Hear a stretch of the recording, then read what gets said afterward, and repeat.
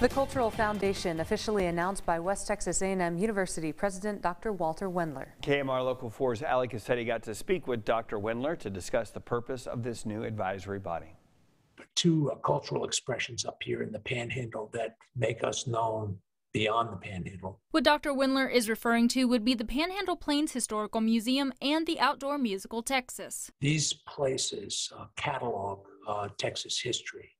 And I think they have value to many, many people outside the Panhandle. And I'm glad they have value to the people in the Panhandle. Additionally, the Cultural Foundation will be led by an advisory board made up of prominent Texans with, quote, a history of service to the state. This is a new board that will be an advisory board basically to me and the organizations. And they come from around the state. And by bringing more eyes to the Panhandle comes additional benefits. And I think people in the Panhandle would like more people to know about the Panhandle because of the impact on economic development and tourism and things like that.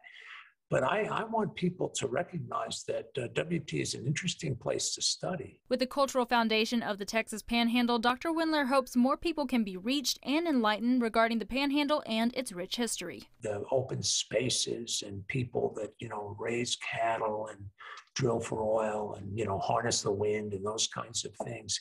And we're a place that's indicative of that. And it's, I think for people to see that and get a sense of where it came from is very powerful. Now, Dr. Wendler also explained that this foundation and their new advisory board will meet 4 times a year. One of those times is going to happen soon in June. It's going to take place in Canyon, and that's going to include everyone that's in attendance will be able to come out, see the museum, and also perhaps get to see the musical. Reporting from the newsroom, Ali Cassetti, KMR Local 4 News. Andy and Jackie, back to you.